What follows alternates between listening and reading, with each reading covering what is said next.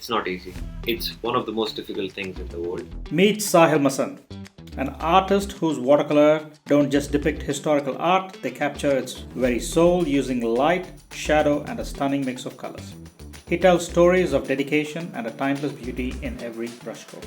You are at a stage where you don't know is it finished or is it not. Yeah. And if you know that you are at that stage, leave it. Cityscapes, architecture, human subjects. For now, I'm doing sculptures like Yeah. statues and monuments, and Yeah. I'm doing cityscapes as well. Yeah. That is just a blueprint or a base. Yeah. My main subject is light and shadow. Whenever you paint something good, like if you're painting some painting of cityscape, you painted this, and it's really good, really really good. It'll try to put the same effect, same lights, same kind of patches, because it got that I think feeling that if I do that, I get a good painting.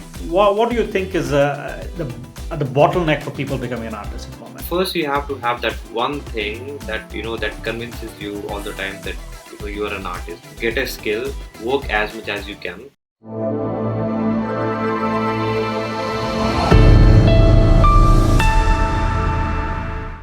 Welcome to Wet on Wet, a podcast that dives into vibrant world of art and creativity and the stories that inspires. I'm Sunil Kalbandi, your host, and I'm thrilled to bring you a conversation with an artist whose work is captivating and full of life. Today we are exploring the artistry of Sahil Masand, a gifted watercolorist who brings historical art, among others, to life with his incredible skill. Sahil shows his unique ability to turn three-dimensional sculptures into stunning watercolor paintings, using lights, shadows, and a beautiful mix of colors and textures. He captures the depth and the emotions of his subjects, blending classic art with modern techniques.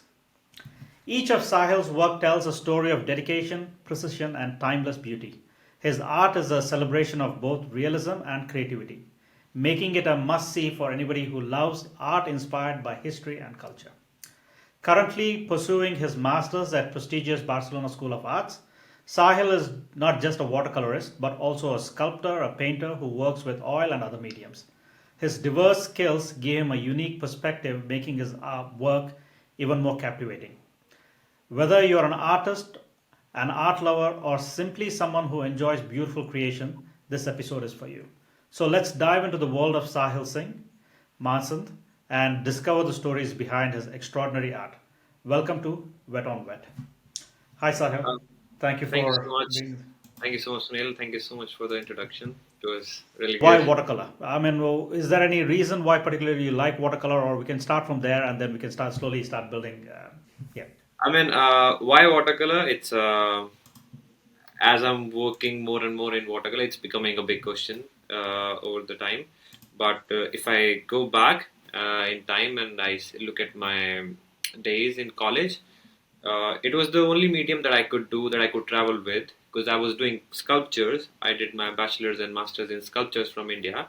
So taking up oil as a medium, like it was kind of difficult traveling with it. It was, if you want to paint in oil, you want to be a complete painter.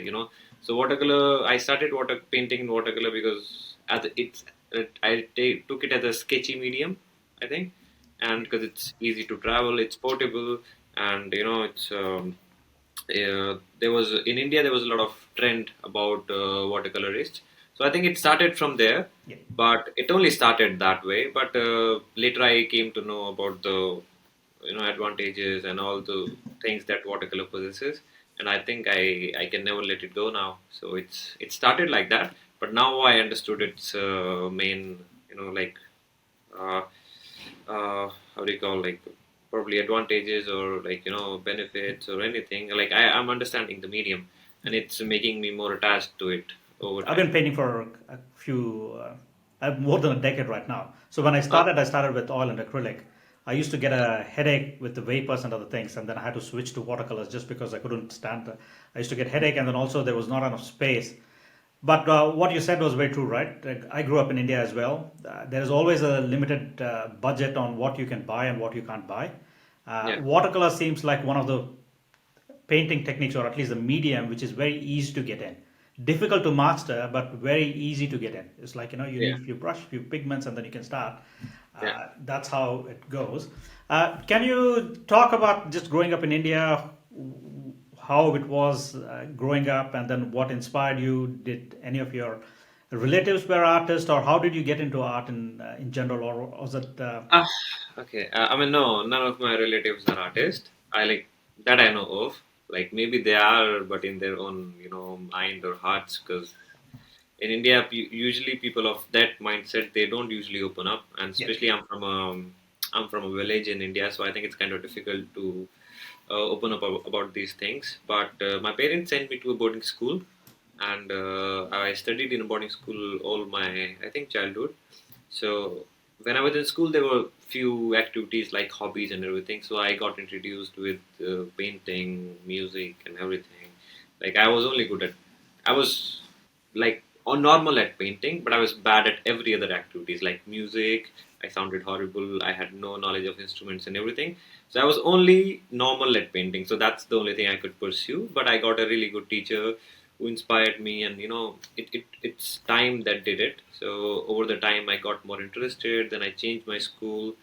When I went to when I did my 11th and 12th from a different school, still a boarding school, and there I met a teacher, and he really inspired me to go to an art college. And then I went to an art college, and I think I met so many people along the way. They inspired me to just push me forward, like they just paved the way for me, I think. And they showed me the way that you have to do this, you have to do that. So it's because of that, I think, those people that I met, my teachers, my friends. Then I went to college. In college I met so many friends, and then I came here. So it was not my vision to come here Yeah. out, in Barcelona to paint. It's just, what happened along the way. Yeah. And none of my relatives are artists, none of my parents are artists. It's just, I think, they sent me to a boarding school, and there I got this, so many opportunities. I saw for the first time people paint, people play music, people do sports like professionally and everything. It was very nice. It was a very good sight, and I was really amazed by painting and everything. Yeah. And then I got into it, and never looked back after that. I'm glad you didn't look back. Just to give a little bit of context, where you born? What part of India are you born? I was born in Uttar Pradesh, Uttar. UP. Yeah. I was born in a village. It's a village in district called Hapur. Okay. It's near. It's 2 or 3 hours away from Delhi, I think. Yeah, Delhi is very easy for people to pinpoint, and then from there to 2.5, we're Yeah, looking at northeast. Sorry, east towards east. Yeah, I mean it's kind of in the center, but it's west of UP, I think. But and it's near then Delhi, two and a half hours away from Delhi. yeah, If you're gonna take a bus, then it's gonna take you 6 hours yeah, because the bus service is a disaster. yeah. But if you're gonna go by car, 2 hours maximum is the time. Absolutely, but you can't rely on Google Maps time on in Indian roads. Like No, no, no. I That's am from South Bangalore. The reason I was interested to ask if there was any of the relatives are artists is my mom's younger brother. He's uh-huh. passed away, but he used to be one of the. I don't know whether you remember. The movie used to be painted with huge posters, right? Yeah, They didn't. I There remember. wasn't any digital. He was one of the last few people who used to still paint huge movie stars like Rajnikant, Rajkumar, people who know from South India. These were Yeah, huge posters. Depending on the budget, the scale of the stars used to be much more bigger. yeah, So every summer I used to go visit him, and then I used to see him paint acrylic at that time. Acrylic, but they used to do a grid pattern so that because the scale was so huge, they used to yeah, do just yeah. grid by grid. And a painting would take at least a month before the movie used to come out. And then it Oh, was a very laborious process. And that was the first glimpse for me to get interested in art. My cousin, he's a good artist. I paint mm-hmm. okay, and then that was the reason. It's like somebody somewhere triggers, and then in your case, it looks like there was a teacher Mm-hmm. who inspired that. But also, it sounds like you had a very supportive parents, right? Growing up, I'm particularly interested to hear the story is because my parents they forced me to do things which I will get a job, not art, right? Art was very very bottom of the list. It's hard for a lot of people in Europe and other places in the Western world Yeah, where people pursue what they like, but it's completely contradicting to how it was. I'm a mechanical engineer, but I don't like being a mechanical engineer, but I Yeah, am what I I'm. can understand that. Yeah. So how was it? It sounds like you had a understandable parents at least. I mean, first I would like to clear this one thing that I didn't mention before is like as you asked, like some of my relatives or parents were artists or not. I mean, it has. I think being an artist has nothing to do with someone being professionally as an artist in the family. Uh, like because you need the core values to Sure. be an artist. You don't need like skill you can get in schools. You know all the techniques you can get in schools. So I think I got it from my mom, like the sensitivity towards nature and things, Yeah. because she's like really, she's really one of the nicest person I've seen in my life, and Yeah. not because she's my mom. Like only I'm only judging her as a human being. So Yeah. she's one of the nicest person, and she has a lot of sensitivity towards nature and things. So I got it from there because I grew up with my mom when I was kid. My dad like he was Yeah. mostly out for work, so I grew up with her, in a village, and it was really nice. So I think I got it from there, the basic core sensitivity towards nature and things, and then I got like other opportunities to to make my way. So Yeah. that's one thing like about my parents. Second, yeah, they were like they are really supportive, but there were a few disputes between us, and after a point, I came to know that it was going to be difficult along the way. So I kind of started to lie, but not lie Yeah. in a way. So I I was doing fine arts. I was doing painting or sculpture in India, and I told them that I'm doing animation. It's the same kind of similar field, but Yeah. animation is kind of like it gives people hope that it's gonna make you some money and stuff like that. So I kind of lied to them, but I hope they don't hear this. But like they still don't know about it. But now they're okay with it. Now Yeah. they're like, okay, do whatever you want to do. It's too late We're now. okay with it. But they have no idea like what I'm doing specifically. They know I'm painting or doing art, but they Yeah. have no idea what I'm doing specifically. Yeah. And like it works for me. But they have been very supportive Yeah. because when I was in my 12th standard, I got Yeah.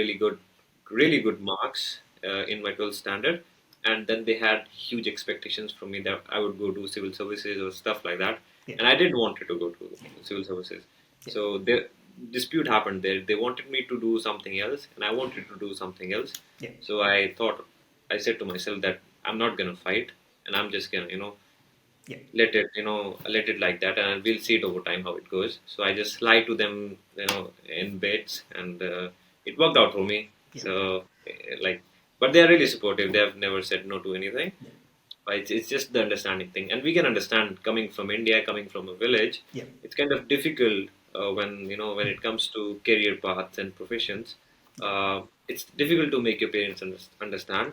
Absolutely. And with that comparison, my parents have been really understanding and really I supportive. mean, just for audience who are listening to this, India, when Sahil mentioned about the civil services, there's two particular exams, IAS and IPS. These two are extremely popular, and then there's like lakhs and lakhs of people, or hundreds and thousands of people who apply Yeah. for that, which has a very very small percentage of people who go through that. Recently, there is a movie. I don't know whether Sahil you watched it. There is a movie called 12th Fail.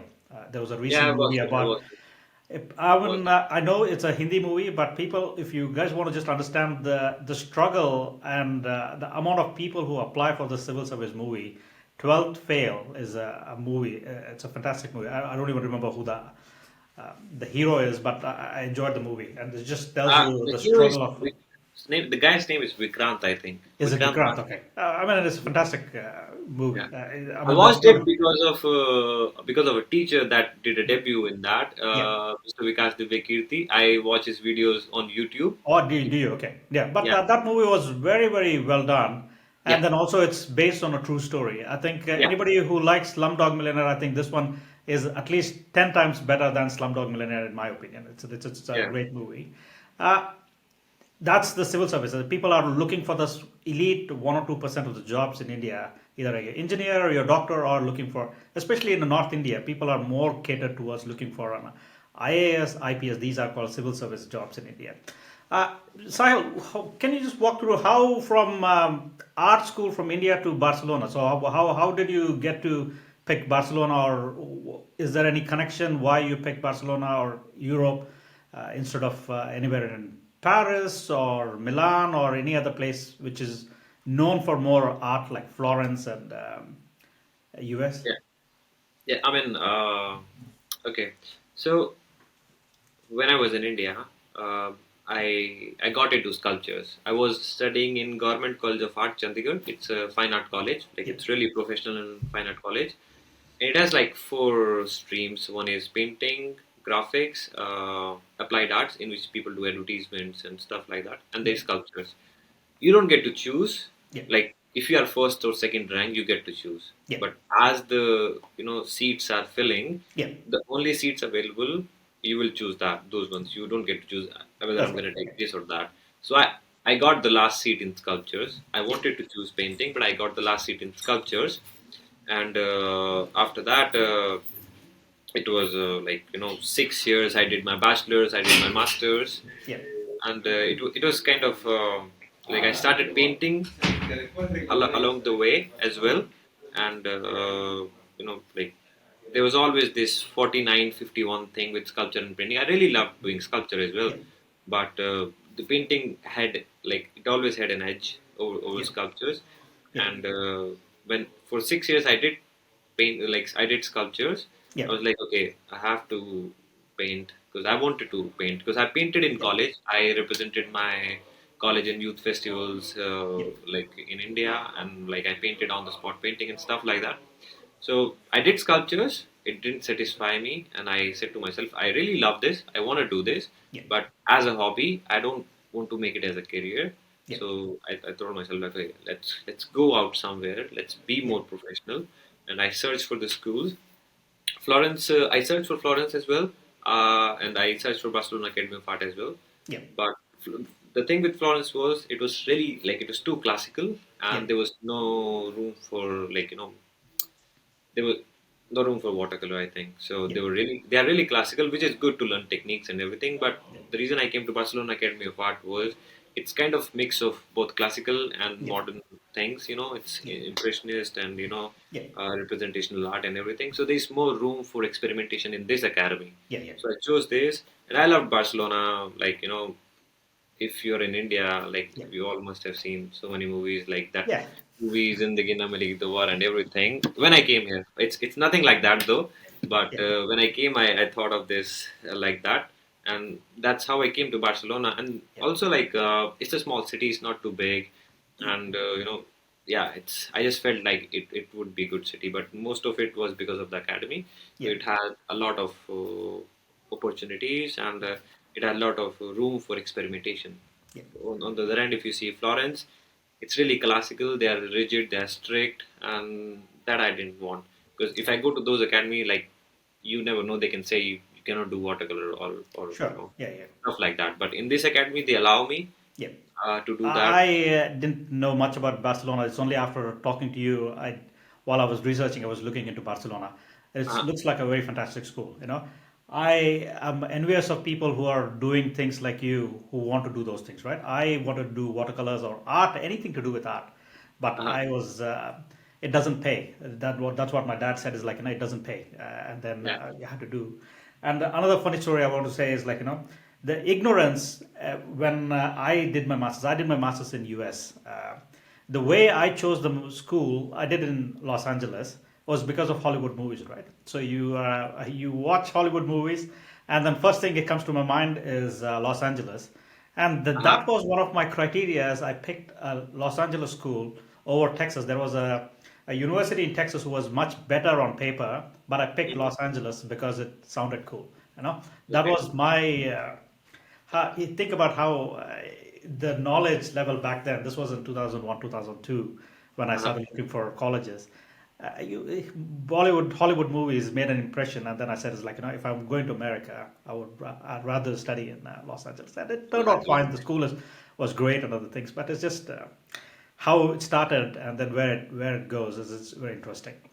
Yeah, I think city, like the kind of city you are living in, it Yeah, holds a huge importance in your life. Because, for example, I'm living in Barcelona. yeah, It's an amazing city. It's yeah, really the light is amazing. First of all, yeah, the light is really good. It's Yeah. warm and Yeah. everything, and the summers are amazing. So it has a huge impact. And Yeah. on the other end, if you live in like Yeah. London, it's usually overcast, and Yeah. most of the Oh, time it's rainy. So I think you kind of I don't know if you do it on purpose, or if you do it like intentionally, or whatever it is.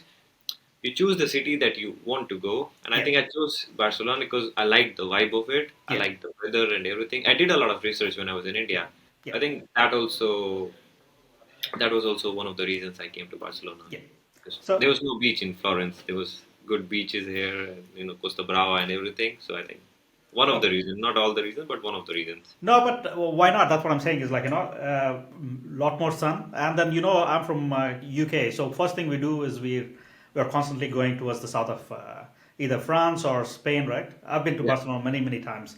yeah, Uh, and so Naval Ravikant, I don't know whether you know a guy called Naval Ravikant. He's very popular on Instagram. He's a very smart thinker. He's a prolific thinker. And one of the things he talks about most thing is like the most important thing you can do is where you're doing, what you're doing, and who you're doing. These are the three most important things which will dictate or do better.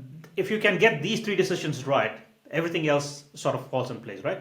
Where yeah, you do it is extremely important, right? He talks about he's in Silicon Valley, so if you are into tech and other things, obviously being in Silicon Valley or San Francisco is very key, right? And then yeah, you talking about that reminds me of that being in the right place where it has the culture yeah, and all the ingredients needed to be and thrive as an artist is very, very important, right? From yeah, there, that's a leverage. You can take that. You could be somewhere in a overcrowded London, but it's yeah, just not the same, right? That's it's a very important decision. I don't know whether you realize that, but No, no, being in I the right considered place, it yeah, when I came from India, yeah, because when I was in India there's a culture of modern art, yeah, abstract, and everything. yeah, So I didn't have audience there. I didn't have yeah, an audience there. yeah, So I, I needed to come here because I wanted my audience. And when I yeah, came here, I got a different reaction to yeah, my work. yeah, So it was different, and it really had an impact on me yeah, thinking myself as an artist and yeah, what's my worth. yeah, So I think you need to get a better audience for yourself. There's audience for you. You may yeah, not be in the right place, yeah, so maybe change the place. yeah. So I think that's Absolutely. what I did. Yeah, Yeah. absolutely. Because also there is a difference between artists in India, the paintings, especially I'm talking about watercolor artists, right? There's a lot more vibrant, very bright colors in India. The artists, when you look at generally, when you look at it, there's very fresh colors or fresh hues. Or here it's a lot more muted, a lot more grayer tones. I think it's just, I like well, I didn't know much about art in India, but this is what I like and do. And then you got fantastic museums, places to Yeah. go, and it's just the right fit. There's a couple of questions I wanted to ask within that. So you said sculpture. Going forward, is it something the sculpture is going to be still part of your repertoire, or are you going to just focus on oil or watercolor? How do you see yourself playing around? For next few years till I, you know, make my career as an artist, hopefully I will. Yeah, But next few years is gonna be only painting, like yeah, oils, watercolor, yeah, and any other painting medium yeah, that I would encounter in future, and that yeah, I would like to yeah, incorporate that in my practice. yeah, But sculpture, I want to do it like when I'm like old. yeah, I have a good house, a backyard studio. Then yeah, I'll do some small sculptures, yeah, and like just yeah. for as a hobby or something, Yeah, but not as a professional yeah. career. It's just I really you want to need do a it, yeah. but Sorry. no, I really want to do it, Yeah, but not for now. Now I yeah, need to be like I want to be like really. I'm forcing myself, or like I want to be skilled in one thing, that is painting. So I yeah, cannot have yeah. two things going on right now. But you're okay with whatever medium, oil, acrylic, Yeah. watercolor, doesn't matter as long as yeah. Let's talk a little more about creativity, right? So we talked about where you grew up, how you got here. Uh, I know one of the most common questions, or at least people ask about, is the artist block, right? Like a runner's block or a writer's block. How do you have it, or how do you overcome something like I mean, yeah. I think what I see it as like someday you're motivated to paint, someday you're not motivated to paint. But I think motivation is something that comes and goes of quite often. What Yeah. you need is discipline. Yeah. There will be days when you'll be feeling bad and you Yeah. don't want to paint, but you'll end up with a great painting. Yeah. And there will be days when you'll be feeling really amazing and you'll Yeah. end up with a bad painting. It has nothing to do with your mood. It's Yeah. just you have to keep on going, keep on going. And I try to do that. There are moments when when I don't feel like painting and I don't paint. You Yeah. need a break and everything. Yeah. But I just, in the long run, I try to be as continuous or, as regular as I can be and try to paint every second day or every day. Yeah. With the academy, I cannot paint every day because, Yeah. half of the time I'm there, half of the time I'm trying to paint in my studio as well. Yeah. So, but after the academy, I would like to paint every day. Yeah. It's just discipline you need. Yeah. It's good to take break for some time, Yeah. but I think you cannot escape from it. You need a proper discipline. You need to get up every day, do the same things, get up every day and do the same things, and Yeah. that's how you improve. That's how the improvement comes as well. Also, talking about self doubt, right? I'm sure you had had days when you self doubted whether my work is good. Is there any example or day you remember seeing the work, or I think I can make become an artist, or is there any aha moment for you when you knew that no, I'm pretty good compared to I'm good, or this is something I should be doing? Is there anything you remember, not just right now, or maybe when you're growing up, or some painting or some element which made you think that, yeah, I'm good at this one? To be fair, I feel every day that I'm not good at painting. Okay, I that, feel it every day, and I'm not good enough. yeah, I feel it every day. yeah, And since Instagram is such a big place now, you see works of different kinds of artists. yeah, So I see so many mistakes and flaws in my paintings and everything. yeah, And I try to be humble most of the time. Like I yeah, try to say, okay, you have to keep working. You don't yeah, have to compare yourself with anyone else and yeah, stuff like that. But I think of myself, I'm not good enough every day, and that's what keeps me going as well. yeah, One thing. But second, really important thing is when we paint, when you're doing a work, when you're painting, you spend a lot of time with your painting. So yeah, over a time, you you you see mistakes, flaws, the things that are not working out in the painting. yeah, You see those things, okay? But when someone else sees your painting, yeah, you only see like the finished product, and yeah, that's the magic of painting. yeah, So that's why artists themselves, they don't feel they are good enough. yeah, Like I don't feel that I'm good enough. I don't know about others, yeah, but other people have told me that it's really good, you're amazing and everything, and yeah, that's what keeps me going as well. yeah, But like getting an appreciation, and I think it's a huge part of your, being an artist. yeah, If your audience applauds yeah, you and says your work is good, you're too good and everything, that is really good. But I think one key factor, that is, one key point that is really important is, don't paint to create a final product. Don't don't go to paint to yeah, create a good painting. yeah, Like this change has been, like, since I came to Barcelona, Spain. This change has come in me as well. As I'm painting more and more and more, I like I don't paint to create a good painting or very nice yeah, painting. yeah, I just paint to explore stuff and yeah, to understand things. yeah, I just try to, like, my focus is more on now understanding things. Like if I'm painting light, yeah, like understanding light, what's the color of light in morning, afternoon, or in the evening, how it behaves yeah, with weather, how light changes. In spring there are different colors, and like I want to look at these things. I want to explore these things, yeah, and that's the main thing that keeps me going as well. Like I love to know things about nature, yeah. and I think that is really important. So, a couple of questions from here, right? So, first of all, what's a good painting for you? So, what do you think a good painting is for you? I mean, it could be your work or anybody's work. What is it you're looking in a painting you think that it's a good work for you? I mean, skill is important, okay? Yeah, Like, skill is important, but that is not the only thing, yeah, okay? And like my favorite artist is Vincent van Gogh, yeah, and like Gustav Klimt, yeah, even Sargent Soroya. They all yeah, have different things. They are different artists and yeah, everything. sure. But a good painting is a mix of, like, there should be skill, and it Yeah, should be like a subconscious thing.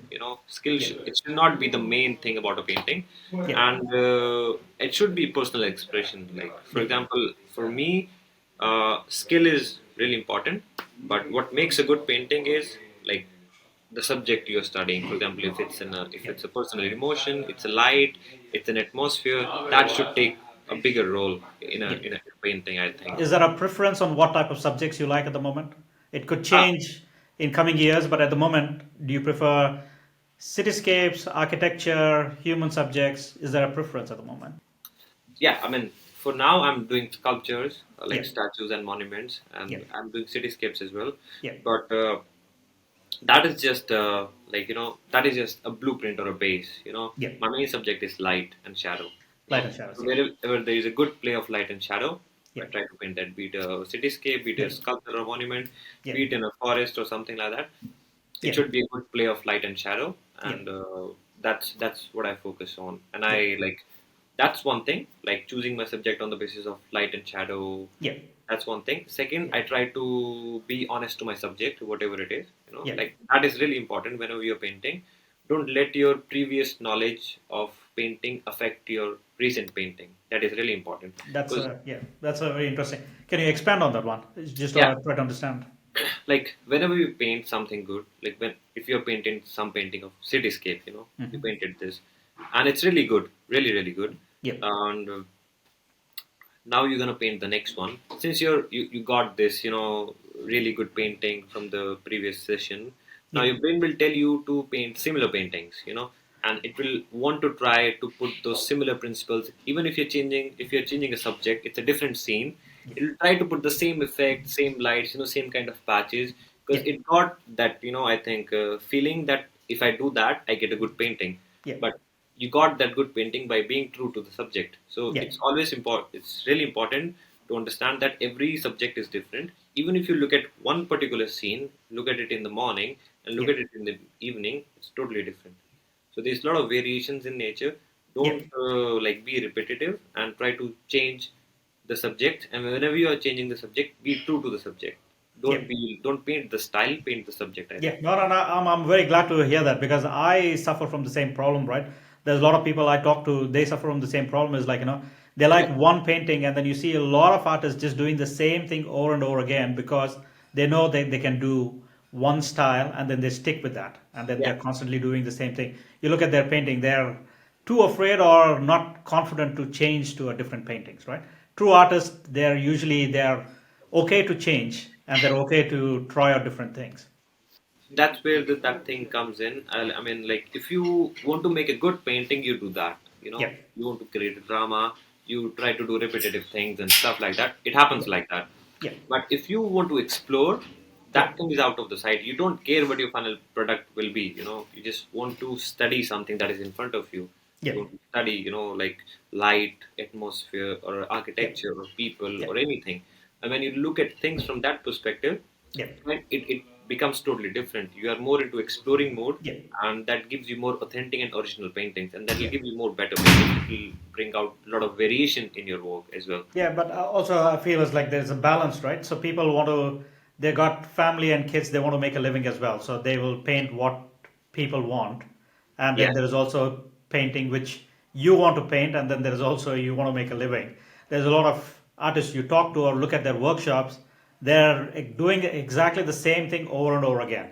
I kind of sometimes think it's like, it must be probably boring to just paint the same thing over and over again, but that's what fills their workshops and that's what yeah, they're trying to do. And it's a balance, right? You want to you do have good to do it. art, Yeah, be liked by others, and also still make a living as well. Uh, that's it's an interesting.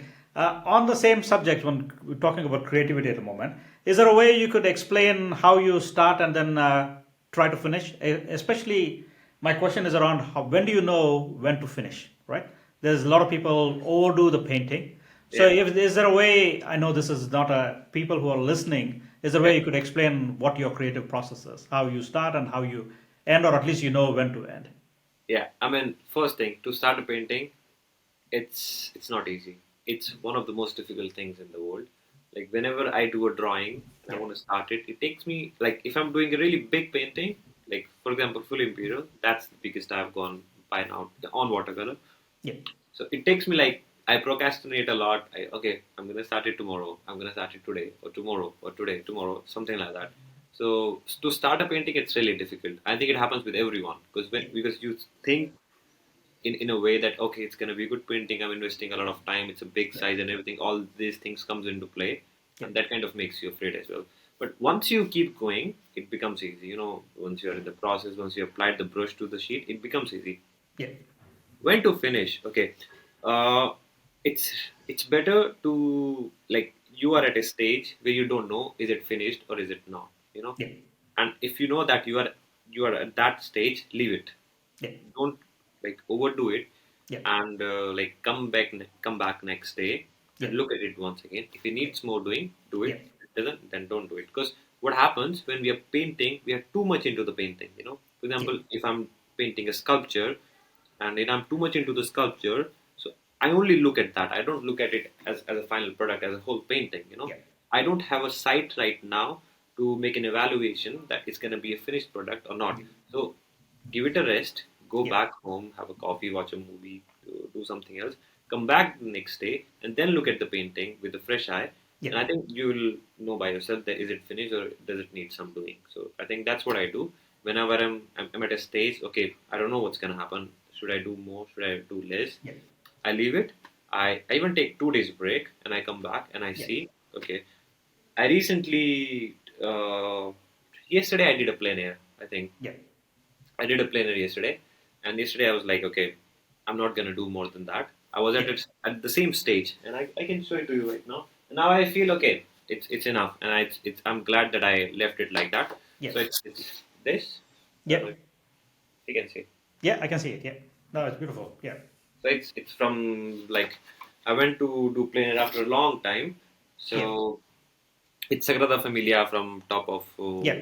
a small hill, Yeah. and I was at a stage where I was like, okay, should I overdo? Should I not overdo it? Yeah. But then I came back. I gave it some time, and then I left it like No, that. I think it's a good advice to try to do it in more than one sitting.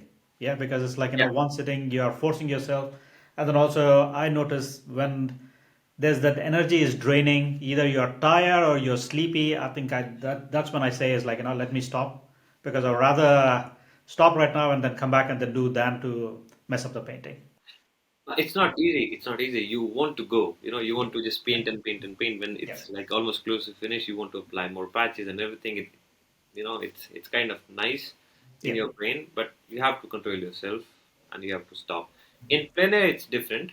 In plein air, you have to. I think in plein air, that's the one good thing about plein air is that it's very unpredictable. So you yeah, have to make decisions on the spot. It's really different. But when you're in a studio, you have a luxury of time, so you yeah, can go and come back. But in yeah, plein air, it's totally different. You have to take that decision on on the spot. And yeah, sometimes you get it, sometimes you miss it, and that's life. I think yeah, sometimes you make a really good painting, sometimes you miss it by overdoing stuff.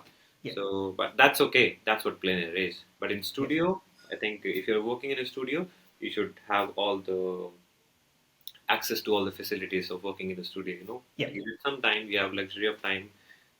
You have reference in front of you. So rather than ruining a painting in a day, just give it two Yeah. three days and make it better. I Totally think. agree. I think that's a good piece of advice, Yeah. especially talking about, there are a lot of people who overdo the painting, right? So they just don't know when to stop. And I feel it's like this is a good piece of advice for people to try to do it in multiple sittings so that they can evaluate, come back tomorrow and then see and then do something like that. Yeah. Uh, let's just change the subject, right? Let's talk about a little more about uh, mindset, right? So, for people who are artists who are struggling at the moment, is there some sort of advice you would say if they are trying to get into an art career? What do you think is the bottleneck for people becoming an artist at the moment? I mean, first you have to have that one thing that that convinces you all the time that you are an artist, not Yeah, by skill yeah, perspective, but by like by this universal thing. I'm an artist. yeah, I connect to things more. Like that's the first thing. That's one intuition that you should have that you are a good artist. yeah, And second, get a skill. Work as much as you can in yeah, your early stages. I'm also in my early stages right now. yeah, but like work, get as much as skill you can, because it's really important. It's really important to get a skill, and Yeah, after that you have so many years to experiment with it. And yeah, but if you miss the basics, I yeah, think the whole life you're gonna struggle getting the proportions right and everything. So you need those things first. yeah, Get a skill, and get used to this mindset that you're gonna fail so much in the beginning. yeah, Like at least for 2, 3, 4, probably 5 years, paintings are not gonna be good. You may yeah, have some happy accidents, but you have to go through that. yeah, So like give yourself, if you have this luxury of time that you can invest so much years, then do it. Otherwise, like if you can get a job, if you have a job on the side, it will take a longer time, because you have to split yeah, some time. But even if you're like a full-time artist, you're young and everything, yeah. just give it everything, and really focus on skills. And from the beginning, try to focus on authenticity as well. That's what I would say. And I think get used to getting failed. Like Yeah. I think that's really important. That's a part of the process. Is you have to fail a certain number of I think times. it's the most important part of the process, Okay. because that's what makes you teach. That's what makes you learn more things Yeah. than a successful painting. If you Yeah. fail at some painting, you learn more from it. You will see more things. You will understand more things. You will apply more pressure on yourself. Why did it get bad and stuff like that? Yeah. So I think a bad painting is always beneficial for an artist. I heard this one artist say once, a good artist always have more bad paintings than a bad artist. That's a good thought, right? The skill means different to different people. So, what does skill means? You've been mentioning about making sure the skill is correct, right? So, Yeah, in engineering, we talk about first law principles, right? Getting the understanding, working as a first law, the physics, the gravity, those kind of things. You need to understand the basics before you can build anything else, right? yeah. If you don't understand the very basics, it's like the basic maths, basic arithmetic, physics, and other things. So, what does skill mean to you for when you're talking about make sure the skill is you understand the skills before you can start building on it? I mean, skill is an ability to represent, or like manipulate the reality, Yeah. and put it into your drawing or a painting in a Okay. representational manner.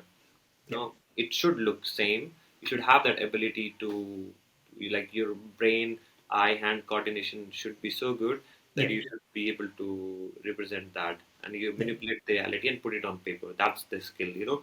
It can be figurative, it can be landscape, it can be anything, like Yeah. in any of the fields you're working in, it can be anything. But you should have that one ability that you can paint literally the same what is in front of you. Yeah. You don't have to do that. Like so many people say, it's copying something or is something like that. Yeah. But that is the way. You have to have that basic stuff. You need to train your brain, eye, and hand. Yeah. To do that.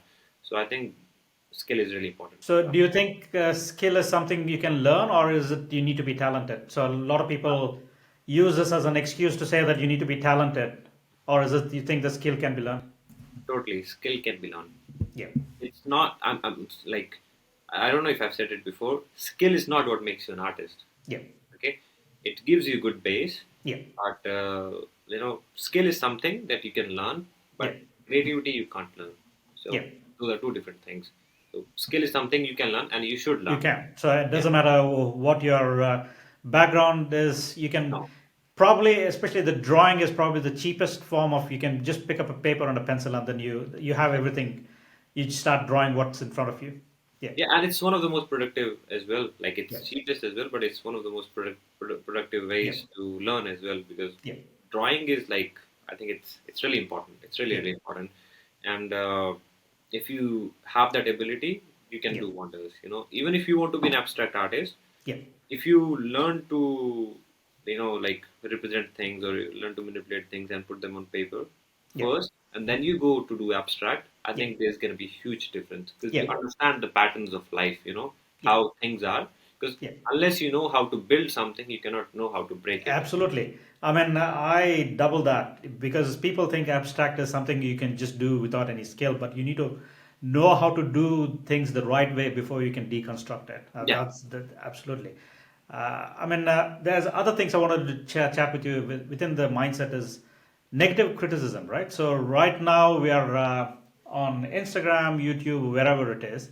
There are times when you get to hear negative criticism and people commenting without understanding. Does it bother you, or if it happens, how do you deal with it? Maybe in the moment it does bother me. I Yeah, mean, I'm human as well, yeah, but in the long run it doesn't, and I think I don't pay too much attention to it. yeah, There are people, like, if you are putting your work on social media, yeah, okay, everyone is open to give their opinion on it. yeah, No, like, it should be an opinion. It should not be like, they should yeah, not be too personal, stuff like that. yeah, But if it's an opinion, if it's a criticism, be it negative or positive, if yeah, it's in a good way, I think you should accept it. And even though it's something bad about your painting, they're pointing out, okay, this is thing, this is that. Okay, accept it. If it is there, then work on it. If it's not yeah, there, just say, like, okay, I'm human. Humans make mistakes. That's it. yeah, Because I saw one of, I don't know, when I was in college, one of my friends saw like this post of, I think it was Joseph Zubukvik. yeah, Uh, I'm not sure if it was him. So yeah, if I'm wrong, like, I'm yeah, not sure. But someone commented, on his painting that, the figures are looking too small compared to the other things. Like, he's the master of watercolors and yeah, landscapes and everything right now. yeah, So he replied that I'm human and humans can make mistakes. That's it. yeah, Didn't want you to get into the conversation. So if you think someone is going overboard yeah, with their comments, just shut them with this thing. I'm human. Humans make mistakes and yeah. stuff like that. If I it's a think, positive criticism, just take it and work on it. That's it. yeah. But yeah, don't give too much attention to it. Too negative. No, but I think that applies to every other aspect, right? You are trying to do the best you can in the given day, and then you Yeah, go from there, right? yeah, yeah, So that's what you're trying to do. yeah, Uh, let's talk about a little more practical things, right? Practical things is let's talk about a little bit of business and career. yeah. So for people who are trying to understand, how do you price your artwork? So is there a measurement, or how do you price for, especially a lot of artists, one of the things they struggle is what price did they put? How do you come across? Is there a formula you use? Is there something it has changed over a period of time, or how do you start thinking about pricing your artwork? And then also for new artists, if there is something you can help trying to solve this conundrum. First, really important thing is where you're selling. That's really important. Okay. Okay. If it's in a gallery, always put a high price because Yep. I don't know, like, I've not been in a gallery or stuff like that, but gallerist is gonna take some percentage out of it, and there's Up to 50%, 50, a lot of 55% in you have to Cambridge. put, Yeah. Yeah. yeah, you have to put a higher price. Yeah. Plus, you should have a better image as an artist if you're representing in a gallery, so you should put higher price for that. Like, you should let people know that your art has a value. Okay, Yeah. okay. Second thing, if you're selling by yourself, you Yeah. can lower the price, like, according to how galleries take percentage and cut and stuff like that. Yeah. But what I do is, for now, I just I base it on size. What size of painting do I Yeah. have, and how much quality does it have? I have two options. If it's good quality, then I'll Yeah. put it in a higher price range, the same size. And if it's not good quality, I'll put it in a lower price range. That's Yeah. the two options I have. I'm not like, okay, this one will be this, like, Yeah. this much, and same size have different prices. No, if I have certain size, there are two options: good painting, bad painting. Bad Yeah. painting, what I think, lower price, and good paintings, higher price. Yeah. But always, always listen to your conscience, and just listen to it and say, like, it will tell you that is it higher or is it lower. The price should be higher, price Yeah. should be lower, Yeah. and you will get reply quite quickly that no, this is worth more than what's the price, Yeah. and listen to that and put that price. Is there, in your experience, a certain size which people tend to buy more than others? Is it? Would you? Let me rephrase the question. Would you prefer to do bigger paintings because it has a much bigger visual impact? Focus on just big paintings, or is it worth doing smaller paintings? Is there any say on what size you should pick, or just pick whatever? Does it matter? I mean, I don't know about artists who are more experienced than me or elder than me. But Yeah. for me, for right now at the moment, Yeah. for me, big paintings are more beneficial because I Yeah. can send them to really great competitions around the world. Yeah. And not because of the competition, but I want my work to be seen by Yeah. people. Because I exhibited in MIAM, the museum in Barcelona, the modern Yeah. museum in Barcelona. This was a painting like this at the back. This was Yeah. a I see it. Yeah. exhibited. That's is it a quarter sheet? Yeah, like Yeah. it's not a quarter sheet; it's a bit bigger than that. I think, Yeah. bit bigger. So, yeah, somewhere close to it, somewhere close Yeah. to it, a bit more like it was a pad, Archie's pad that Yeah. I bought, and something like that. So, even though I liked the painting, they really liked the painting, and so many people were like, they came to me, they said it's really nice and everything. But when I looked at other paintings, they were huge. They were huge Yeah. paintings. My painting looked so small, and like Absolutely. it didn't have too much impact on people. So I Yeah. think if you're sending your works in a competition, unless the size is um, you have restrictions on the size, Yeah. just go for the big piece. Just go for Yeah. the big piece, because even though you do a good painting, Yeah. it's not gonna have as Yeah. it's not gonna be as impactful as the big size will be. Yeah. Okay, but if you are like, if we look at the perspective, what people buy, people Yeah. usually buy smaller pieces. Yeah. I think, like there are people who buy big pieces as well, Yeah. but in my experience, people usually buy 9 by 12. That's I think the standard size, Yeah. and that's what I do. Like especially in oils, I paint 9 by 12, Yeah. and in watercolors, I paint like the quarter size, Quarter because sheets. it's Yeah. easy to travel with. Yeah. You can keep it in your bag. Also, it's really portable, Yeah. and people prefer smaller But I sizes. think big size, as you said, is like your eyes draws to the big size, even Yeah. though. Uh, and then, do you prefer it to be just mounted, or you mounted and framed? I mean, these are small things I mean, when people are yeah, trying to framing sell. is really important. If you Yeah. gonna exhibit it somewhere, you should, like the framing. You should choose your frame, even though Yeah. it costs you more than anything. You should Yeah. put it up and mount it properly, because you have to be really professional when you put your paintings out there. Yeah. So like mount it, get it framed. I Yeah. usually go to this.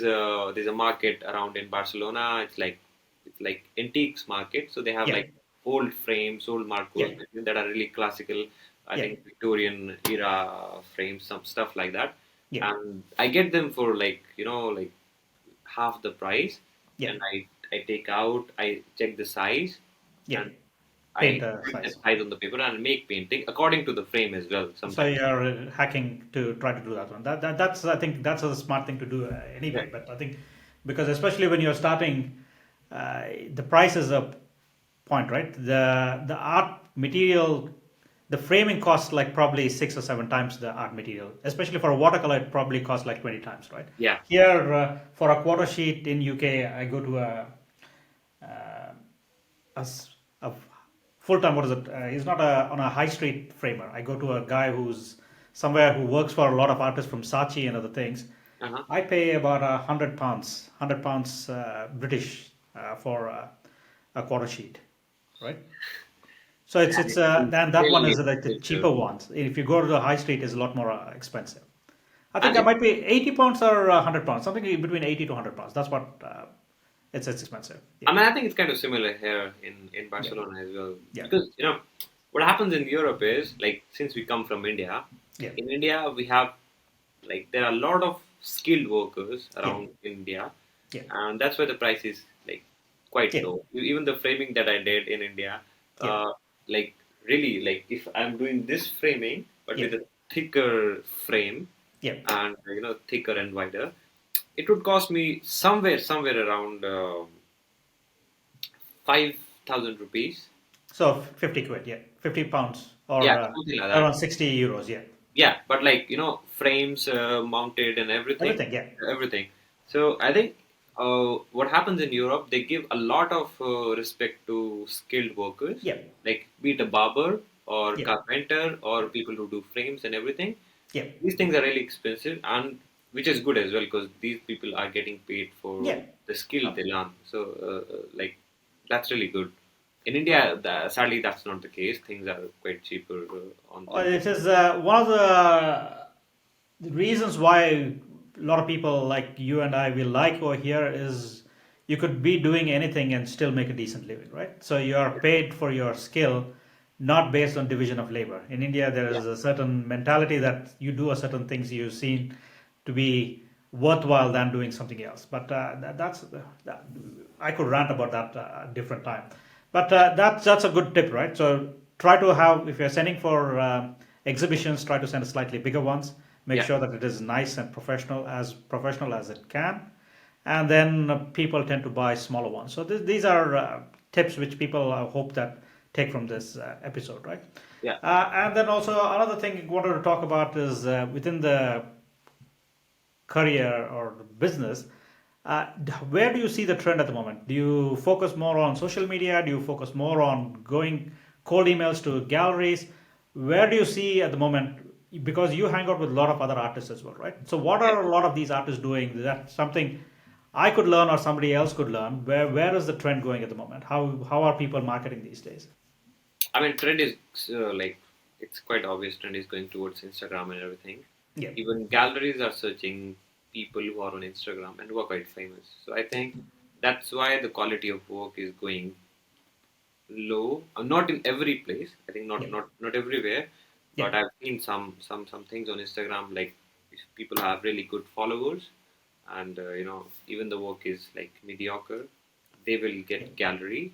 yeah, But I think not in every case. That's not in every case. So I think in today's world, you have to make a balance. yeah, Really, like you have to market yourself. You have to market yourself, and you have to go traditional way as well. You go emailing the galleries, make an yeah, email list and stuff like that. So you yeah, have to make a balance of both the things. So there are still galleries who are really traditional, and they find artists. They're working with the same artist for years. They find like if the artist approach them or they find you somewhere, they'll approach you yeah, in a different manner. So I think you have to make a balance. I think, but social media is really important because yeah, even if you don't have a gallery, it can give you a good amount of money and can yeah, keep you going till the moment you find a gallery, you become quite famous, or yeah, you can earn a living easily. So social media really helps, and yeah, it's a platform that like where anyone can show themselves, yeah, show their talent, and world is watching. So it's really good platform if you got a skill, if you got a good yeah, talent, and if you got a good thing, good value to your work. yeah.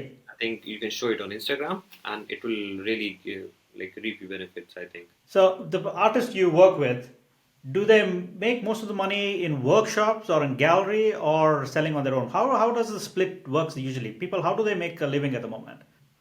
I don't work like I have a friend who I Yeah, met in Venice once. His name is yeah, Jared.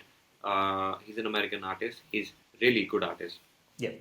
and So we sorry, what was his name? Jared Brady, but he's Okay, I oil will painter. I will put a link in the show Yeah, notes. Yeah, yeah, he's oil painter. His name is Jared Brady, yeah, and he's amazing artist. Like before I just when I was on my plane trip last to last year in yeah, 22, I think yeah, 23. No, yeah, 23, I think. So I was in Venice. I was just going. I just spotted him, and I asked to paint together. Then we painted together, yeah, and I followed him on Instagram. There are some other artists as well I follow on Instagram. So the trend right now is you go, you paint, your own work, and yeah, you have a good social media audience. You sell it to them, yeah, make a use of your audience. So they make a use of your audience. yeah, What they do is they do studio sales yeah, and they have galleries as well. So yeah, they represent in a gallery. They sell their works by themselves as well. So yeah, I think it works out really great for them. yeah, yeah, So that's one case. But in Europe, people are still like traditionally approaching the galleries. I think yeah, that's the case with America. But yeah, in Europe, like I think it's now people are getting more aware about the social media thing, yeah, and it's working out really good for them. But there are still some of my friends here who are approaching the galleries in a traditional way, and they yeah, got a gallery and they yeah, are working like that. So there's options everywhere. I yeah, think you need to create a balance, and you need to choose what's good for you, and you yeah. you need to do I that. think there's a couple of points, right? Very important is like, before the people who could afford paintings are usually in their 50s and their 60s, right? They had to work through their way to be 50s and 60s. Yeah, And then the new money these days is all the tech money. yeah, So they are not going for galleries, they're looking for social media and other things, right? yeah, There's a lot more money with the younger millennials and the Gen Z and other things, or I feel it's like that. Those are the kind of people who now they want to be buying things from social media, and then there is the gallery where there is still a market for people who wants to go to traditional market. Yeah. Also knowing that uh, that the galleries they have curated, they know that the work will be good, and that the artist is serious. It's not like happy accidents. There are people who've been doing it for a long time. Yeah. I feel that one is there, but also I feel there's a little bit of snobbish. Maybe it's my assumption for picking people who have come from an art background. Yeah. So if you, let's say as an example, if you are from Royal School of Art from London, other things, you tend to feel that you can charge a little more than somebody who might be equally or better skilled. Mhm. I feel it's like galleries prefer people from academic background than for somebody who's doesn't have an academic background. Maybe that's what I read into, because I talk to a lot of galleries and other things. A lot of artists where they're representing, when you come back and then look at it, they usually have an academic background. Yeah, I mean, but I think it's the case with London. London, I think, where you are located. But if you go to India, that's not the case. Yes. Because there is one incident that happened with my friend. He was selected for a residency by some space in New Delhi, Yeah. and they selected him. And after a while, they said, your work is not too experimental; it's too classical or too skill based, so we cannot select you. So it was something like that. So I think it's also where you are situated. That really is important. But Yeah. in Europe, in America, in London, yeah, people still look for that Yeah. academic background, or maybe not an academic background, but you're strongly skilled, you have Yeah. a good amount of skill. I think they want to see a validation that you are serious about work. So you put in time to learn skill, and then you're going to pursue that one. I Yeah. think Dana, they, yeah, I think they probably people are looking for we don't want a hobbyist painter. We want Yeah. a Yeah, serious I think painter. so. I mean, even if you're a full-time painter, galleries usually say no to a full-time painter as well, because of how the nature is. Yeah. They see if there's a continuity in their work, and there are so many aspects that Yeah. galleries consider. What kind Yeah. of person is? Are they clicking off together? Is it Yeah. good? Is their work looks good in their gallery? And there are so many aspects. So I Yeah. think you need to cover all of them, and you need to find yourself a gallery that can represent you better as well, because you are a half and gallery Yeah. is half. You Yeah. don't need to approach just the gallery, or you just go to every Yeah. gallery. You Yeah. need to select your galleries, Yeah. and you need to, because you're an artist, you're of some Yeah. value as well, so you need to make a decision that I want to be represented by this particular gallery, Yeah. because they exhibit these kind of works and I really like that. So you need Yeah. to make that decision as well. You cannot just go to every gallery and Yeah. just it's better to sell your works online or by yourself than to Yeah. have a gallery that doesn't sell your works, or that's not really good. Yeah, yeah. I think it's So better like that. here in UK, at least, if there is one city, ideally there should be only one gallery who's going to take your work. So they don't want competition from multiple galleries. So let's say if I'm in London, you'd be represented by one gallery, Okay. not by multiple galleries, right? They don't want galleries competing with each other galleries. So they want the artists just to be. It's the same thing in Cambridge and Bury, in the places where I'm staying. I can approach to. If there is multiple galleries who want your painting, you have to pick one gallery and then stick with it. That's Yeah. the way it is. Yeah. Yeah. Yeah, that's the way. I mean, London, Cambridge has a very fantastic market over here. There is a lot of painting. There's a lot of artists. Plein air. Sad, it's just the weather is not always good, but there are still a lot of artists over here. So a But lot of I think people. because the weather is not so good, artists have evolved there to paint really great overcast conditions. Like Overcast they conditions. paint really overcast, Yeah, really great overcast scene. There are two artists that I really like from yeah, England. Peter, his Instagram handle is Pete the Street, I think. okay. The street, Peter okay. Brown, I think. Peter Brown. I'll put And, in. Yeah, put in chat. another one is Rob Point on something like Okay. that. But they do Yeah, amazing overcast painting, yeah. but it's in oil. It's not in watercolor. It's in oil. Yeah, that's fine. But I'm just saying is like look at all the John Constables and of the world. Yeah. They are always talking about gloomy days, right? Yeah. Is clouds? There's never blue in the sky. There's always gray. Yeah. So different things. Yeah. Yeah. So, Yeah. but that's the way it is. It doesn't stop you from painting, right? It's Yeah. in. If you what you know right now, if you had to go back 5 years, is there something you would have done differently? I would have chose painting in college. I would In the have college? given Okay. myself a year Yeah. because it took me a lot of time to, I think, build a basic, Yeah. foundation for Yeah. painting. Yeah. But I think if I would have chosen that, I would not have come to Barcelona as well. No, no, no. Barcelona is a great place. Yeah. I mean, So, I yeah, mean, everything happens for a reason. But absolutely. if Yeah. my condition will be the same, I would still be in Barcelona. Yeah. No matter what I change in my past, then I would Yeah. choose to do painting in college. That's what Yeah, I. yeah. As I said, it's like early on, you need to be in the right place before Yeah. you can do any moves. The right place is the number one criteria. Yeah. If Yeah. you're an artist, you want to be somewhere in Europe. I'm not saying people in India is bad or people somewhere in the bad, but you're having the opportunity to do right. In India, you got to struggle a little more than struggling over here. It's just, I mean, there are artists like Amit Kapoor and Praful Sawant. They have done really wonderful, and then their classes are usually booked in Europe. Yeah, Yeah. when you look at their Instagram pages, they're booked in Dubai, US, Sweden. They travel all around. Yeah. But the list of Indian artists who have scaled, I can't think of any other than these two artists at the moment, Praful Sawant and then Amit Kapoor, who have broken that mold. Yeah, I and mean, then yeah. See, like there are people who want to come out, yeah, but there are also people who don't want to come out. sure, sure, sure. I have some friends in India who just Yeah, want to stay in India and yeah, do works there, and they do insanely good works. I have not even seen some Western artists do those sure. kind of works. Yeah, So I think it's about first it's about choice where you want yeah, to be. They're yeah, happy just being there and paint there and have economic living and just live their yeah, life like that. But yeah, there is a huge because of social media. yeah, There are so many artists who are doing good in India, and it's going really good. I think. yeah, I mean, world is not seeing it, but since I have a lot of friends from yeah, India, I yeah, see it, and they are like insanely skilled, and they're doing really good job as well. And they are good at marketing now, good at yeah. social media. So it's coming up. I think it will show in few years, like You next four sure? 5 years. But the Instagram and all the social media has made life easy for everybody, right? At the moment, we have so much leverage. Before, there were gatekeepers where you had to go through them for galleries and exhibitions. Right now, you don't have to wait for anybody's permission. You Yeah, could just post it, yeah. and then in theory, your work could be seen by billions of people, right? You Yeah, just and have if to you're good market enough, yourself. gallery will approach you by Instagram Yeah, as well.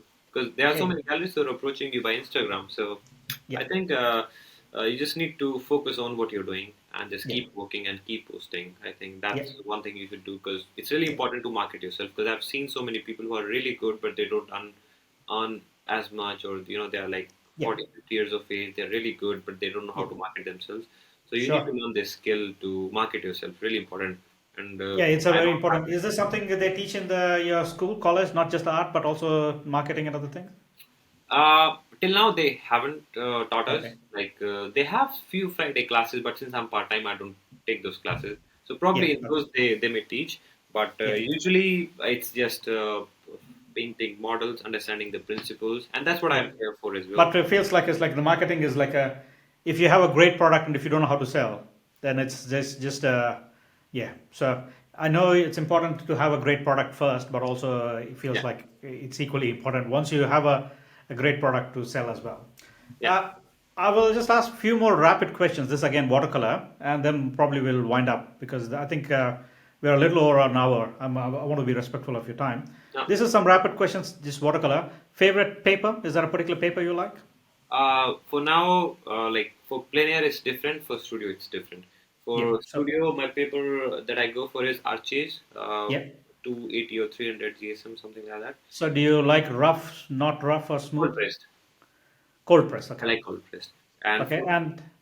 And for plein air? for plein air, I came across this paper in Vienna. It was by Lana Aquarella, Yeah. the brand. But the paper was for sketching. I don't have the paper right now because I'm out of it. But this is the same paper that I painted on. Yeah. Okay. So it's. But there are so many people who say this paper is not good. But for me, it works out really well. I really Yeah. like the feeling of it. But I Yeah. think if you have to go for one, Arches is the one. Arch or Yeah. Arches, it's the one paper that that gives you really good results as well. So Yeah, that's the one. they're an established brand, and then they know. I think they know over a period of time they know what they're doing at the moment. Yeah, they know what they do Ah, for sure. yeah. And in terms of pigments, so what's on your palette? So what's your favorite or go-to colors? I mean, it's not my favorite or go-to colors. Like first thing that I learned when I came to Barcelona is don't mess up your paints and your brushes. Okay. Because every brand has a different composition of chemicals, like Yeah. different pigmentation and Sure. different value range and different everything.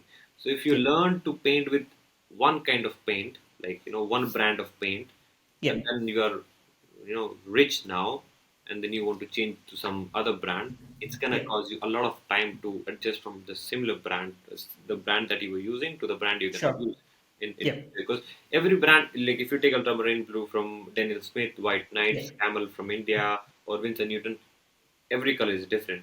So it Different. takes a lot of time for you guys, for us Yeah. guys, to get used to that, and because color value, they are really important things about Yeah. painting. So if you mess up the brands too much, it's not good.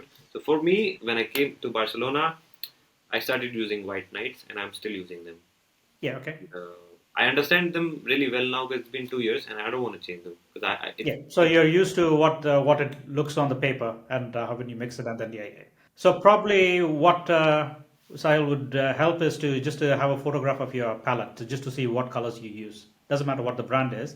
okay, Maybe you can send a photo later. Just okay, yeah. So yeah, that way, at least if people want to know what Sahil uses, what pigment people use, okay. we could just say a list of if that's. And then, is there any particular type of brush you like? Flats, rounds, mops? Is there anything you go Yeah, I to? like mop. I like mop. My Yeah. favorite brush is this one.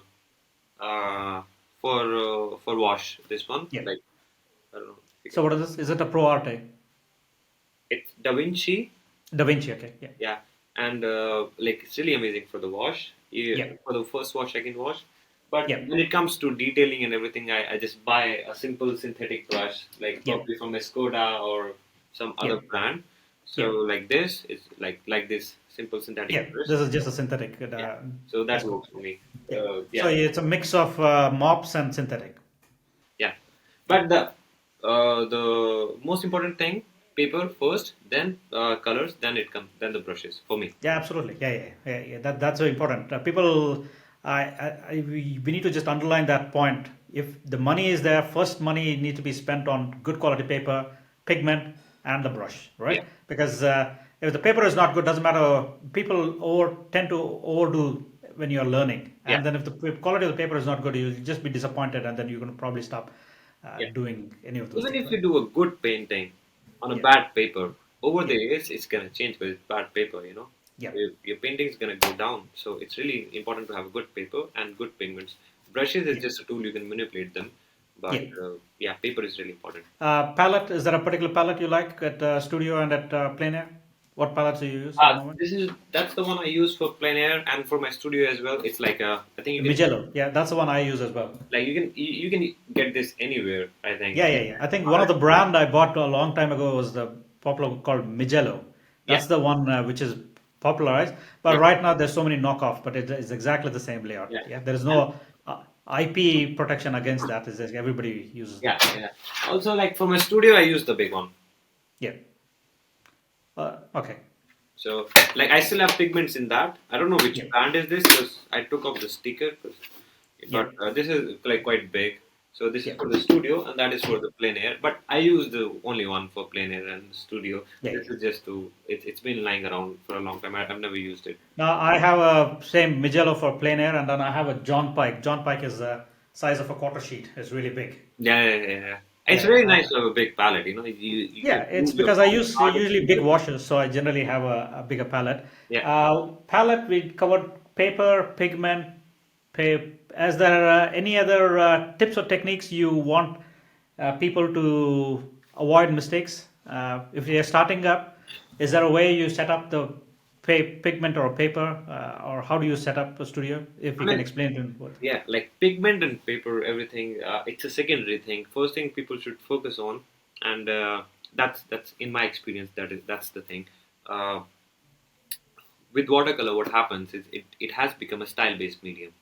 Yeah, There'll be a wash, and then there is a certain way to paint a building. There's a certain way to paint people and yeah, stuff like that. There is like that, and yeah, most of the people paint like that. But if you don't treat watercolor like that, yeah, just treat watercolor as oil, yeah, put more focus on the subject, and Yeah. whatever is in front of you, respect your subject, put more focus on the subject, and Yeah. try to study the subject and don't paint it, like in a watercolor way. Paint it like it is there in front of you, Yeah. and respect your subject and don't go Yeah. style based. That is Yeah. the really important thing with watercolor is respect your subject and Yeah. paint it like as it is there, because Yeah. over the time, we have seen the trends. We have people are painting building a certain way, Yeah. windows a certain way, or people a certain way, people on bicycles and stuff like that. So there's a style. There's a style that's going for a long time. So I Yeah. think one artist you should look at if you're gonna paint the subject, it's John Singer Sargent. Oh, Sergeant, of course, yes. Yeah, His figures are so bloody strong. I mean, yeah. this is fantastic. Yeah. But he's one artist that I've seen, especially in watercolor, that has been true to subject. People get distracted by his colors, his purples and yellows. Yeah. But if you take a look at it, every painting is so different Yeah. from everyone. There is a Yeah. similarity in Yeah. terms of style and patch and Yeah. working. But if you look at his subjects, they all of them holds a different kind of vibe and energy. That's Yeah. because he respected the subject. He painted as they are, not as Yeah. he wanted. No, so one of the artists I'm trying to get, I think hopefully we are recording next week, is American watercolorist called Don Weller. Don He Bell. does mainly horses and cowboys. Uh-huh. I mean, the quality of the work, when you look at it, the mood, I mean, you need to have a look at his work, I think especially the I the must know him on Instagram for sure. I may not yeah, remember the name, but his anatomy of both human and horses, yeah, and just the landscape, especially American landscape, is such wide, huge yeah. vistas. He's got such grip on it. The gentleman is very old right now, Ah, and okay. I'm happy that he has accepted. So we wanted to do it today, but his mouse is not working, so he wants to get somebody else to fix his computer before we can do that one. So Okay. I'm hoping Yeah. to get him on the show next week. Uh-huh. Uh, Another thing, let's talk about the hottest last topic we want to talk about is AI, right? Yeah. So there is huge interest in AI, in technology, and then the disruptive. And I know a lot of animators in India who are losing their jobs because of the AI, right? The generative AI. Yeah. So what's your take on AI? So are you for it, against it? Is there any thought at all? I mean, obviously, I'm against it. Like, Yeah. obviously, I'm against it. That there's no question in that. But we need to learn to live with it. I think because you Yeah. cannot avoid it. Yeah. So I think find your ways and learn to live with it. Yeah. Reap the benefits from it, but don't lose authenticity. But Yeah. one thing AI can do is it can only create things that has already been created or Yeah. that has been put on internet. It Yeah. cannot create something authentic or original, and that's Yeah. one thing artists will always have. Yeah. That authentic inspiration, be Yeah. it from nature or humans or anyone. Yeah. So I think that's what AI can't do, and I think Yeah. that's what we should be happy about. That it kind of made us better in a way that Yeah. now artists are the only thing that I mean there are other people, but Yeah. for example, you can make movies. It's taking all the movie area. So many people are losing their jobs and everything. But for artists, I think you can still it's still okay for them because people still respect authenticity Yeah. and originality. But with Yeah. AI, you should learn to work with it because you cannot avoid it for sure. So use For it sure. to Yeah. your benefit, but Yeah. don't let it ruin your originality. Yeah. And I'm not in support of AI for sure. Yeah. But Yeah, but at least not in artwork. You're supportive for if it can do all the chores at home and other things, then it's I mean, I'm not even in support of that for sure. is No, it okay? Oh, that's but interesting. I'm very looking forward for doing all the chores so that I can focus on other things. yeah, I mean, yeah, see, I'm not in support of AI at all. But Yeah. Okay. if it's in our system right now, you cannot run from it, and Yeah. there is no point in avoiding it and just saying that it's bad and everything, and just being in your studio and just use it to your benefit, and you Yeah. can't do anything about it. Use it less, but use Yeah. the benefits, use the advantages, Yeah. and then work with it. But I still not if it was AI was not there, Yeah. world would have been a better place. I think Yeah. that's what I think. But we are already missed the boat. Right now, it's just AI and AI. When you look at the tech, the top seven companies, they're all heavily invested like in Yeah, all AI. yeah. I mean, before Uh, I could really write a sentence, like all the things now, like really in a great way. yeah, But now, since there is ChatGPT, I have to cross check. Now, it created a self doubt in me that, like, yeah, yeah, yeah, okay, I have to cross check and stuff yeah, like that. So, I mean, it gives so much access to humans, like you have to do less work. But yeah. I think that's really not important. You should do more works, I So think. my take on AI is, I feel is like as AI is going to use, as you pointed out, it's going to use existing work to create new work, right? Yeah, So having your own brand is very important. So yeah, having your own work and brand, and I feel it's like some stage we might, like music industry, we might get royalty based on our work, right? Because the AI and other things, the law is going to be in such a way that they can't use your work without paying you a share. yeah, So I see AI as in long term another way to generate yeah. a living. I mean, Yeah, as long as you are creating your brand and making sure that your work is focus on the work is more important than if you think that you're authentic enough, you don't have to yeah, worry about anything because you will have absolutely your right. brand. Like if Yeah. you're painting with honesty. So one of the sayings they say, right? So I don't know who is saying that. One of the ways to beat market is being authentic, Yeah, right? You can't be, nobody can copy you. You are you, and then you just have to talk about it. yeah, I think, Yeah. yeah, yeah, yeah, Yeah, but Sahil, thank you again. I can keep talking, but I think it's already we are yeah, past an hour 24. yeah. Thank you so much. I mean, it was You're a welcome. pleasure for me, and hopefully people take a lot of nice advice, not practical advices. I think more than nice advices, practical advices in terms of what you're doing. Yeah, Thank you for joining on this episode of Wet on Wet. I'm Sunil Kalbandi. It's been an absolute pleasure to explore the incredible artistry of Sahil Singh Masand and his ability to blend classic inspiration with modern watercolor techniques is truly inspiring. And I hope his journey and his work have sparked your creativity as much as they have mine. If you enjoyed this episode, don't forget to subscribe on Wet so you never miss a conversation with a talented artist who are shaping the world of art today. Share this episode with fellow art lovers and let us know your thoughts. We love to hear from you.